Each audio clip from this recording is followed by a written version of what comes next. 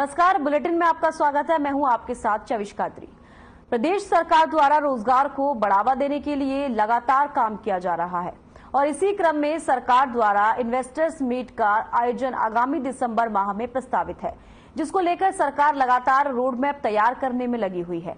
वहीं दूसरी ओर पिछली सरकारों में इन्वेस्टर्स तो हुए, लेकिन बड़े उद्यमियों ने अपना उद्योग उत्तराखंड में नहीं लगाया। और वहीं इस मामले को लेकर बीजेपी प्रदेश प्रवक्ता नवीन ठाकुर का कहना है कि प्रदेश सरकार लगातार रोजगार के विषय में काम कर रही है और मौजूदा धामी सरकार इन्वेस्टर समिट को लेकर गंभीर है। उत्तराखंड में 18 बड़े इन्वेस्टर्स ने अपना उद्योग लगाया है। उन्होंने कहा कि इंडस्ट्रियल एरिया में सेलाकुई की बात हो या हरिद्वार और रुद्रपुर की बात हो, लगातार इन्वेस्टर्स उत्तराखंड में अपना उद्योग लगा रहे हैं और आगामी दिनों में ये आंकड़ा और अधिक बढ़ने वाला है। वहीं कांग्रेस की प्रदेश प्रवक्ता गरिमा दसोनी ने बीजेपी प्रदेश प्रवक्ता नवीन ठाकुर के बयान पर पलटवार करते हुए कहा कि प्रदेश आपदा, डेंगू, बदहाल सड़कों और लड़खड़ाती हुई स्वास्थ्य व्यवस्था से जूझ रहा है और सरकार ग्लोबल इन्वेस्टर समिट करके अपना चेहरा चमकाना चाहती है।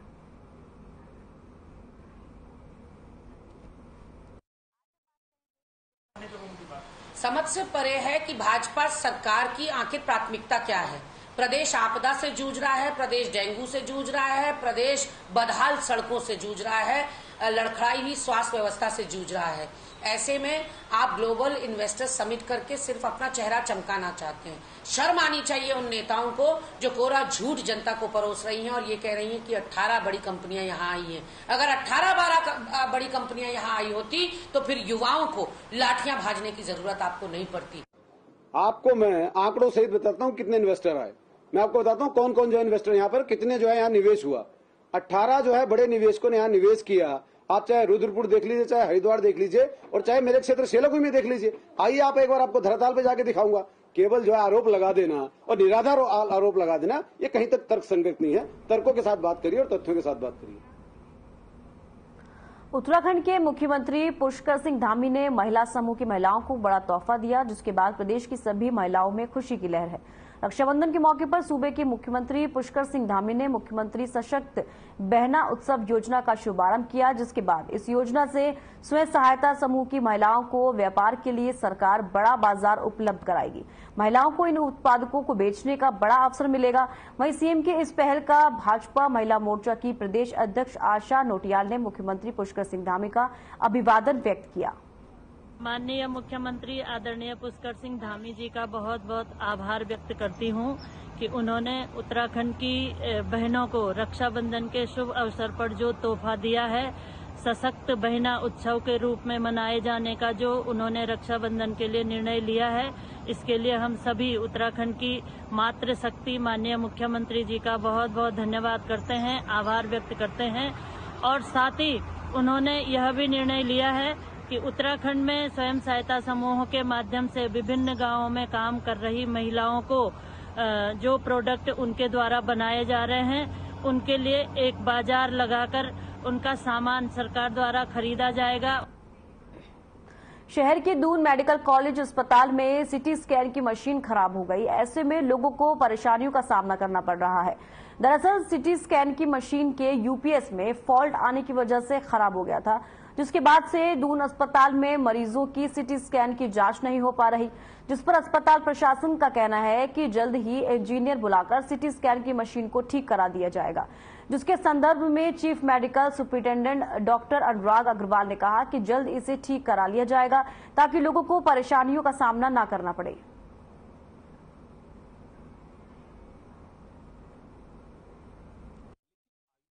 अगर वो संज्ञान में ले ली गई ना, तो आप देखिएगा क्या क्या उसका हल निकलेगा। उन्होंने कल डाला ना संपादन, बहुत अच्छी रिपोर्ट है। लिखा हमने, आपको साधुवाद, इसको बढ़ाइए रिपोर्ट।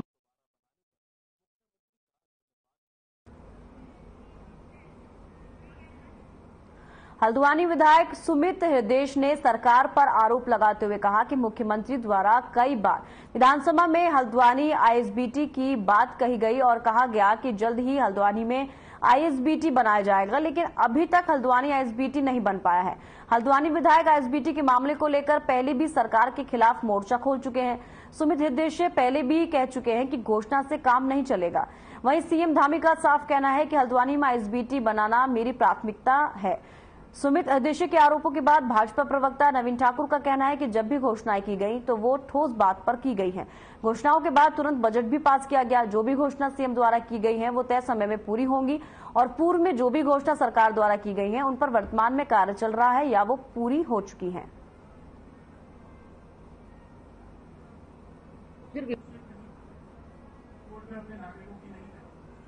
भाजपा सरकार में जब अपने विधायकों की बात नहीं सुनी जा रही है तो फिर विपक्ष के विधायकों की बात सुनी जाएगी, ऐसी अपेक्षा भी आप क्यों रख रहे हैं। लेकिन हाँ, ये है कि हमारे पास जनता का सपोर्ट है और लोकतंत्र में जनता ही जनार्दन होती है। यदि सरकार कुंभकर्ण की नींद सो जाएगी या धृतराष्ट्र बनने का रुख अख्तियार कर लेगी तो ऐसे में हमें जनता की अदालत में जाना ही पड़ेगा। शहर में संचालित ई रिक्शा के लिए आरटीओ देहरादून की ओर से सत्यापन अभियान चलाया जा रहा है। इसका शिविर परेड ग्राउंड में लगाया गया। शिविर के संबंध में आरटीओ शैलेश तिवारी द्वारा बताया गया कि आरटीओ देहरादून के सौजन्य से शहर में संचालित ई रिक्शा का सत्यापन अभियान शुरू किया गया है। 4 से 5 दिन चलने वाले इस अभियान में संचालित ई रिक्शा चालकों को परेड ग्राउंड शिविर में बुलाया जा रहा है, जहां पर उनके डॉक्यूमेंट देखे जा रहे हैं। इनमें उनके लाइसेंस की जांच बनाने डॉक्यूमेंट देखे जा रहे हैं और उनमें कोई कमी है तो उसको भी वेरीफाई किया जा रहा है। आरटीओ देहरादून के सौजन्य से शहर में जो ई रिक्शा संचालित किए जा रहे हैं उनका सत्यापन का एक अभियान शुरू किया गया है। अभी 5-6 दिन चलेगा हमारा अभियान। इसमें हम ई रिक्शा जो शहर में चल रहे हैं उनको हमने बुलाया है परेड ग्राउंड देहरादून में और यहाँ काफी संख्या में ई रिक्शा भी आ रहे हैं।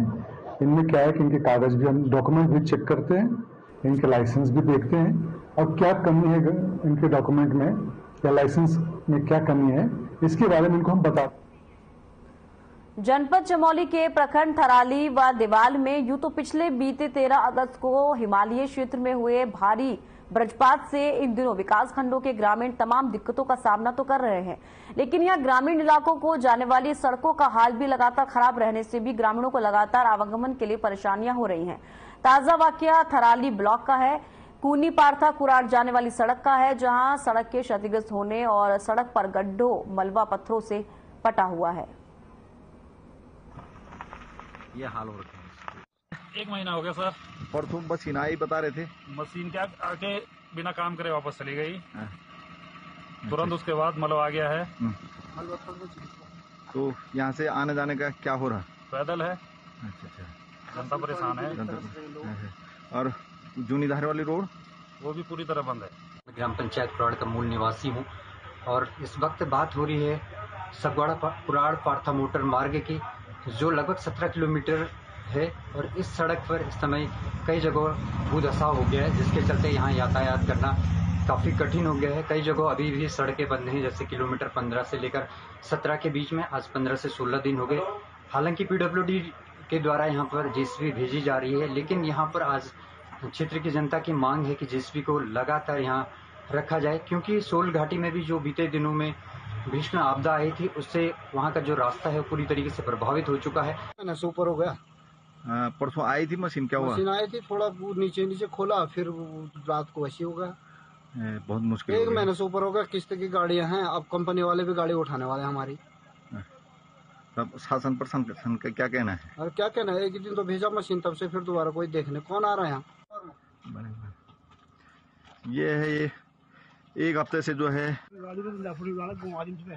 रुक जाना।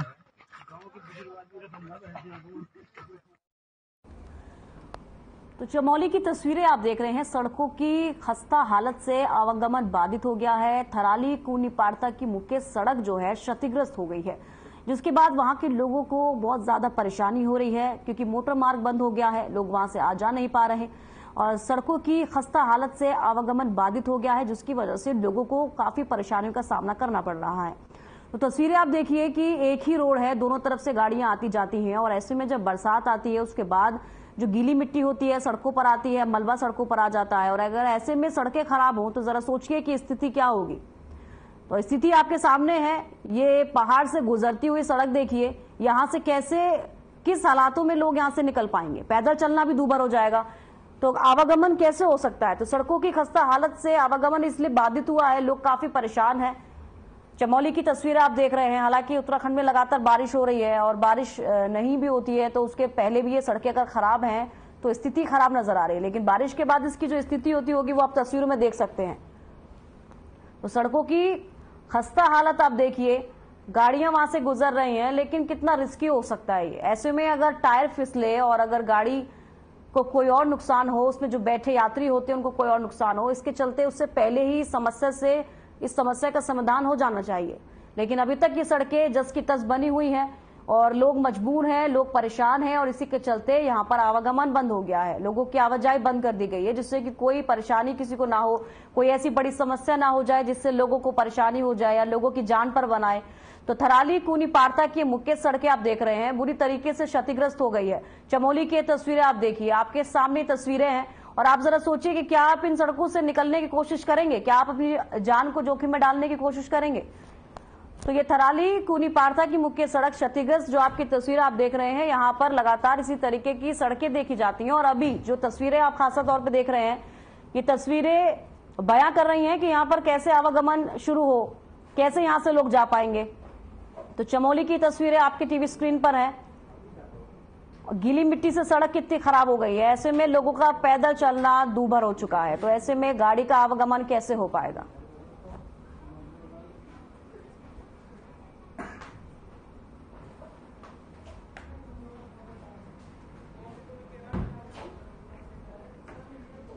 तो सड़कों की खस्ता हालत से आवागमन बाधित हो गया है। हालांकि ये जो तस्वीर आप देख रहे हैं ये उत्तराखंड की कोई पहली तस्वीर नहीं है, इससे पहले भी ऐसी बहुत सी सड़कें हैं उत्तराखंड के अंदर जिन पर अभी भी वो सड़कें जस की तस हैं, ऐसा कोई काम वहां पर नहीं कराया जा रहा। हालांकि और भी ऐसी सड़कें हैं जहां पर काम हो रहा है, लेकिन अभी फिलहाल जो तस्वीर आप देख रहे हैं ये चमोली की तस्वीरें हैं और थराली कूनी पारता की ये मुख्य सड़क है जो क्षतिग्रस्त हुई पड़ी है और इस ओर सरकार का कोई ध्यान नहीं जा रहा है और ऐसे में वहां से लोगों का जो आवागमन है वो बाधित हो गया है, लोग वहां से गुजर नहीं पा रहे। अगर किसी को कोई जरूरी समस्या है, उस सड़क से निकलना है, अगर रास्ता सिर्फ एक ही है तो जरा सोचिए कि वहां से कैसे निकला जाएगा। तो मोटर मार्ग बंद होने से ग्रामीण परेशान हो गए हैं क्योंकि वहां से जा नहीं सकते, आवागमन बंद हो चुका है।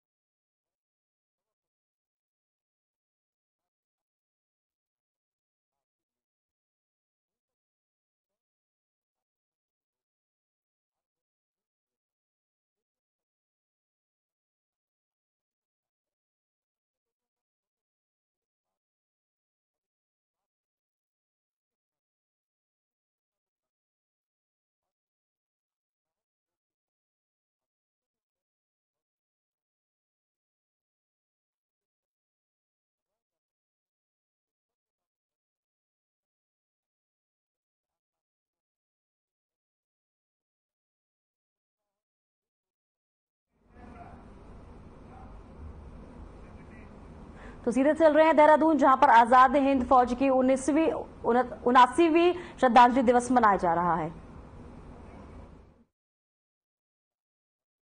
अगर एलबी गुरु उपस्थित है तो वो केवल मंच पे आ जाए।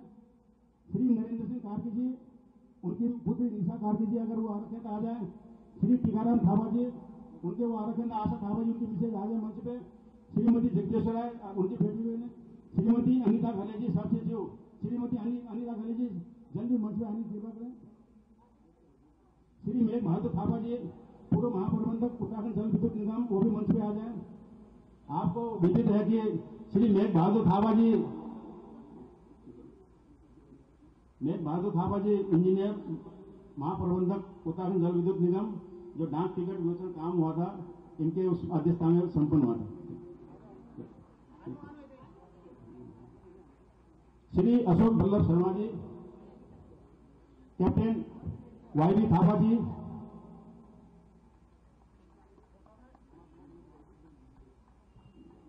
तालियां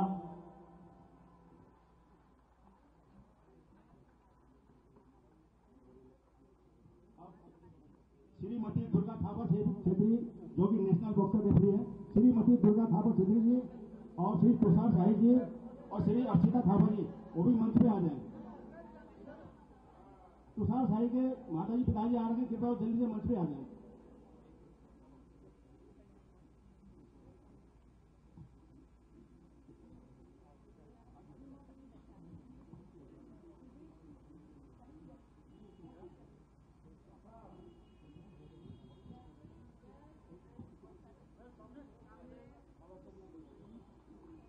तालियां बजती रहनी चाहिए।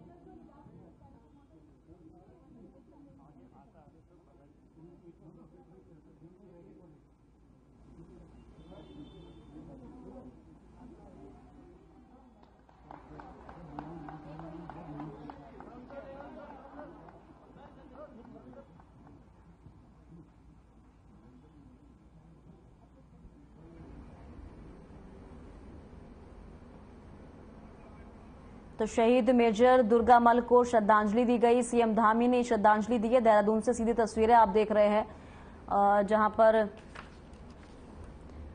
शहीद दुर्गामल का श्रद्धांजलि कार्यक्रम गढ़ी कैंट स्टेशन में आयोजित किया गया। साथ ही आपको बता दें इसी को लेकर भी शहीद मेजर दुर्गामल को श्रद्धांजलि दी गई। देहरादून की सीधी तस्वीरें आप देख रहे हैं जहां पर तो ये 79वीं श्रद्धांजलि थी शहीद दुर्गामल का श्रद्धांजलि कार्यक्रम, जिसमें कि आप तस्वीरें सीधे देहरादून से देख रहे हैं। सीएम धामी ने श्रद्धांजलि दी है और 79वां ये श्रद्धांजलि दिवस जिस पर सभी लोग एक साथ एकत्रित हुए और 79वां श्रद्धांजलि दिवस कार्यक्रम रखा गया।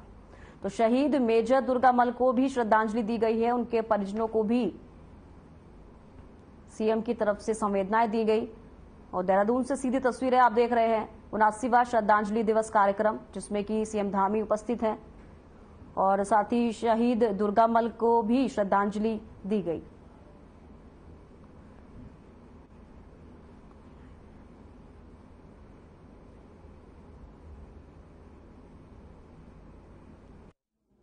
भारत माता की, भारत माता की।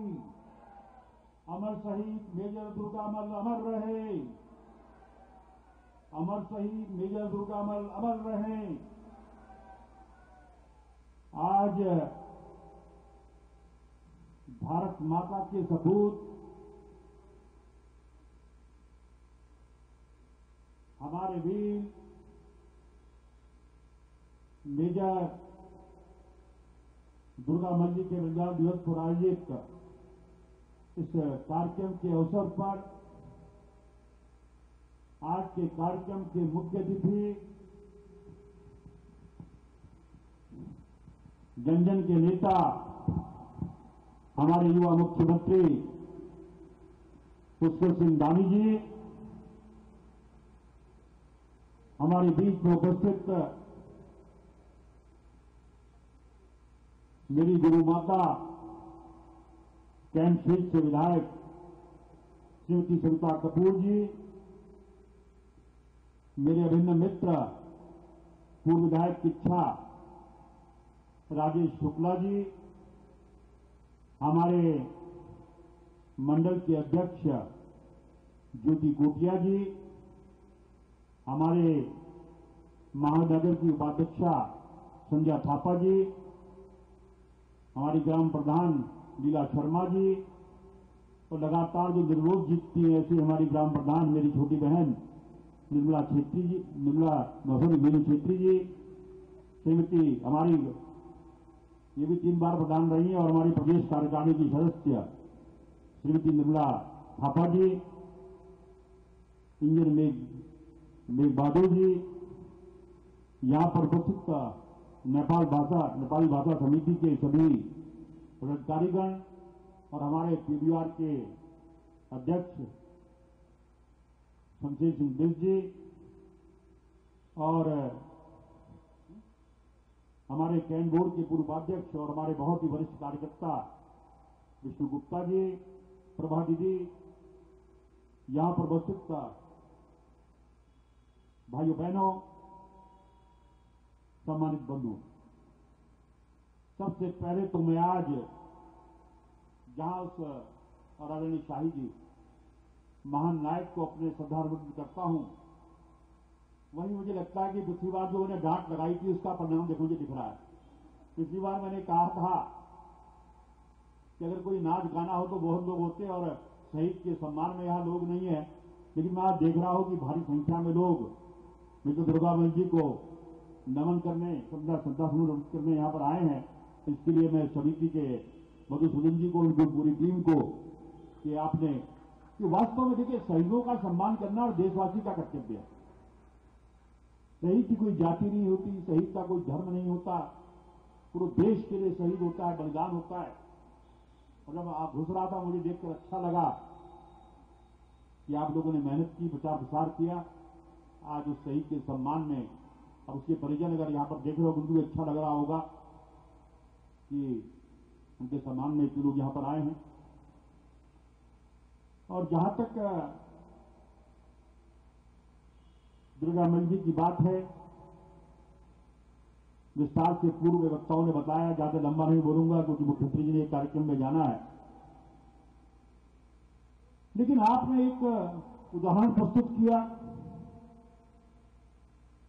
आप यही हमारे देहरादून डोईवाला के निवासी थे, और अगर आप चाहते, जब आपने आजाद हिंद फौज ज्वाइन की तो इन्हें इंटेलिजेंस का काम, गुप्तचर का काम दिया गया था, और उन्हें भारत बर्मा सीमा पर नियुक्त किया गया। और 27 मार्च 1944 को मणिपुर के अफूल नामक स्थान पर दुर्गावंश जी शत्रु के घेरे में फंस गए और उनको जीवंती के रूप में दिल्ली लाया गया।